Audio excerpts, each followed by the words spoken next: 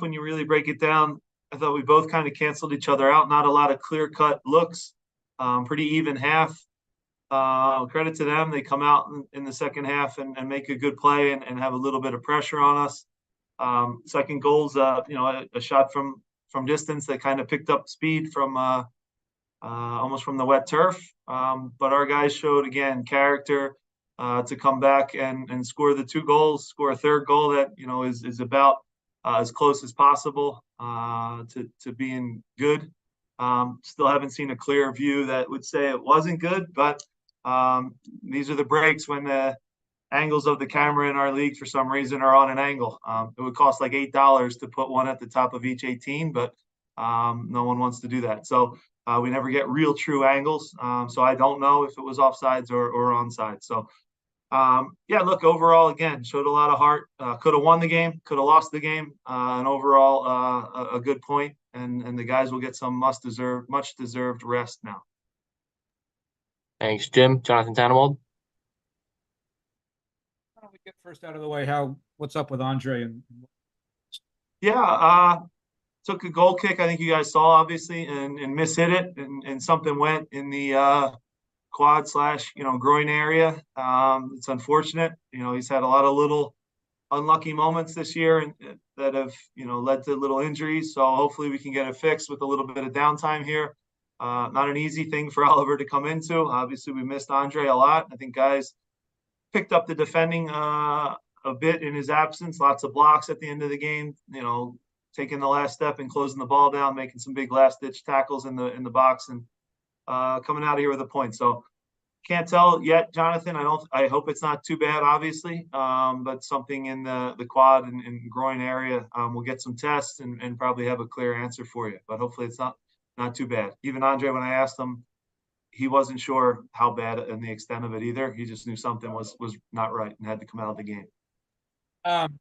Michael, or how important was that goal for him coming in as a substitute, coming off the injury, bouncing like that? Yeah, it's a striker's goal, and that when another team makes a mistake, you have to punish them. You have to have that killer instinct to make them pay, and Mikel did. He still had a lot of work to do from the angle that he had. Obviously, unexpected mistake and a pass back that he was alert to, and finished the playoff. And from that point on, shifted really the momentum of the game. We had that goal and Kai's goal in pretty quick succession. Had the third goal that gets called back, which was tough, and had a 5-on-1 situation that we should probably execute on and do a little better on. So we'll get to work on those 5-on-1s in the practice field this week. Joe Tanzi. Hey, Jim. To go further on that goal, I mean, the disallowed goal, it feels like almost similar to the Cincinnati one, where the angles and the offside, and I mean, is that something you can be fixed? I mean, what do you think of that as a whole? Because it feels like there should be at least a better angle there, right? Yeah, look, there's nothing harder than making those calls. I always hear that we're supposed to err on the side of the attackers and keep the flag down, and that's why we have VAR. But you can't blame Catherine for thinking it was offsides, right? But now when we go to the video, we should have a clear view one way or the other that is in line with where goals are scored, which is from the 18-yard line and in. And I'm not complaining about it because it's an even game that could go either way. Like I said, we could have won it or lost it, but let's have a view that's not from literally a blimp that's with a side angle shot. Let's have a view that's just straight across the 18-yard box where we can see and make these big decisions, because they're game-winning and game-losing decisions. And whether I win or lose on them, I'm not complaining about that part, but I think everybody wants to get them right. And look, the linesmen it is an impossible job. For anyone who's ever tried to do that, where you almost have to look at where a ball's played at the speed that these players are playing at, and then do you put it up, do you put it down? It's impossible. So let's get camera angles that help it. I know that you can tell me that the goal line technology costs millions of dollars, and I'll say, okay, that is a big expense to put that in every stadium. But you could literally have, I'm sure someone Apple can make a $10 camera that just is stationary, and we can get a good view straight across. So that's all. Pat DeGeorge. Hey, Jim, I don't want to harp on this, but MLS has the standard that if there is not a clear and obvious error in that call, they will not go to video review. I wonder if that design is frustrating at all from a coaching perspective, that is the standard. Yeah, look, I don't want to make this about a referee thing, but again, what does clear and obvious even mean, right? What's clear and obvious to me might not be to the next human. So, yeah, a lot of millions of people watch Two and a Half Men. I think it's the dumbest show ever. It's clear and obvious to me that it's terrible, but everyone watches it, so maybe I'm wrong, you know? So we could go on and on what clear and obvious means. Again, not a referee rant at all, just more of a technology rant. Jose Nunez. Hi, Jim. Would love to hear. I know you've shared with us and through the press about just how important Carranza and Ua are in terms of what you do to shape the defense, right? That they're your first line of defense and making sure that they're not getting through and forcing them. How much did that caution on the 21st minute really affect your game plan on Carranza? Yeah, it changes how anyone plays when you're on a yellow card early.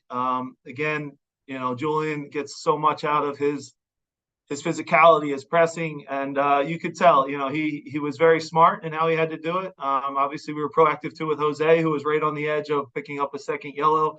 You know, Danny too. It's the difference between being able to go fully into a tackle versus, you know, kind of being smart about how you approach things, never really leaving your feet when you're on that yellow card. So you lose a little bit of your aggression. I thought he still played great. Even on the yellow card, made some big plays for us. But overall, again, you know, a lot of character from the entire group to come back and get a result.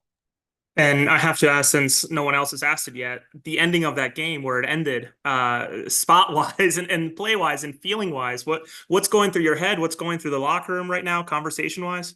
Yeah, I think they thought we were going to go to the corner and maybe just run the clock out, but a ball gets cut back, and now, you know, our number 10 is at the top of the box with a couple options to play, and it's a mistake, you know, where the whistle should not be blown in that instance. I think he realizes that at the end there, when everyone surrounds the referee, I know guys are on yellow cards, so I'm just trying to get everybody out of there. I got one myself just for the situation, but I pulled everyone out just so that we don't lose any of them because they're a lot more important than I am. Great. Safe travels. Jonathan Tenold. Jim, those of us who spend too much time on social media had to deal with this week with a lot of people saying, oh, the Union aren't for real. They haven't done anything really serious on the road yet. All the teams they've played against on the road aren't any good, blah, blah.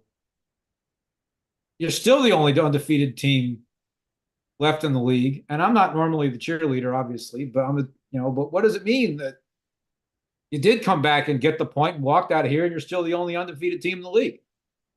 Yeah, and then I'd add, Jonathan, 5 out of 7 on the road, right? So not an easy schedule either. So we'll get back home now for 2 games, 2 really tough games against Salt Lake and Seattle in quick succession. So we'll have to recover quickly. And I challenge the guys, let's push this thing as far as we can. Are we going to go on a run like Bayern Leverkusen, Jonathan? I'm not advocating that by any stretch, but let's see how long we can push it.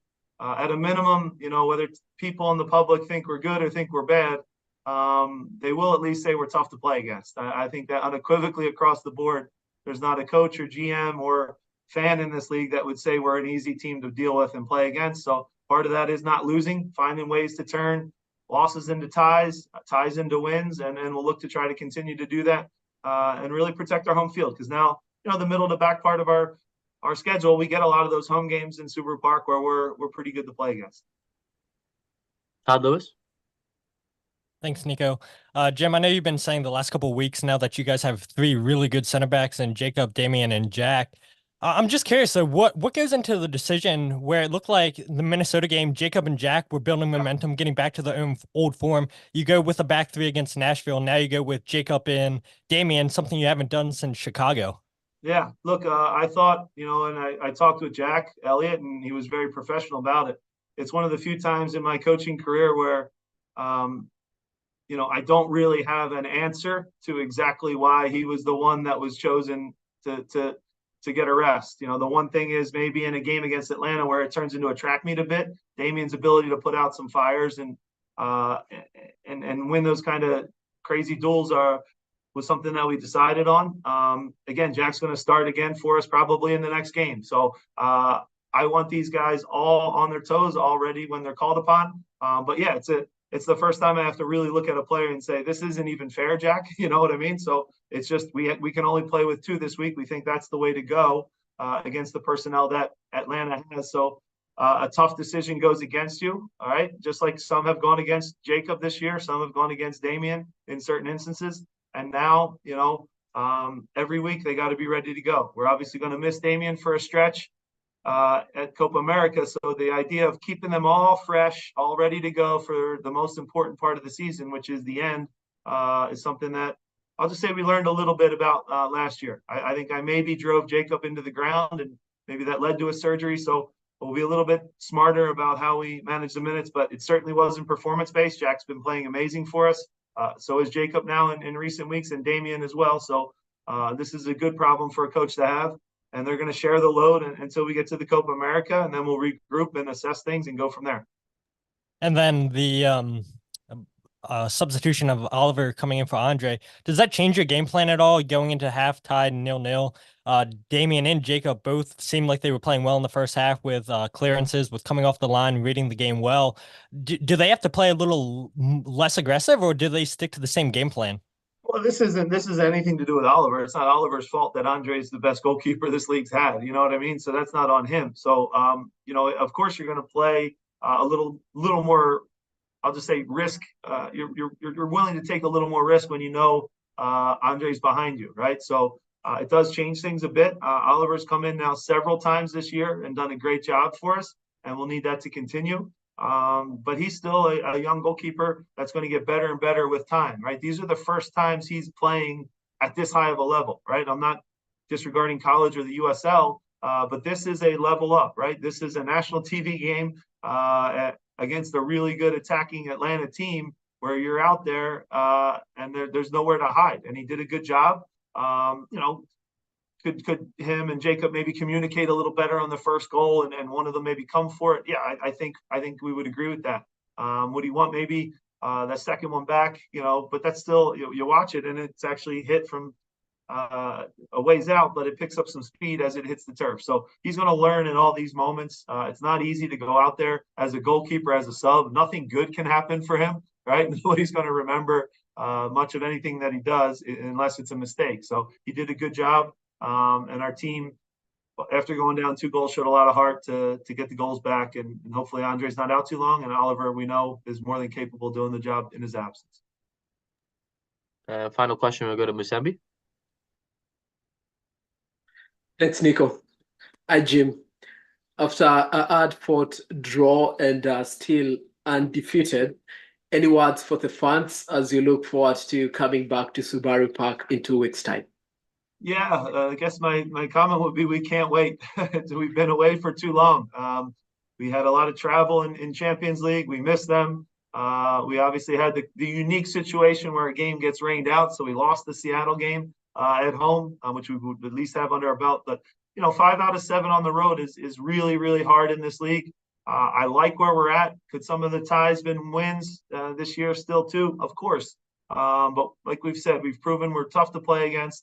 And at home, I know we're going to create chances. I know we're going to score goals. I know we're going to get the fans into the game, and we can't wait to be back home. All right. Thanks, Jim. Thanks, everyone.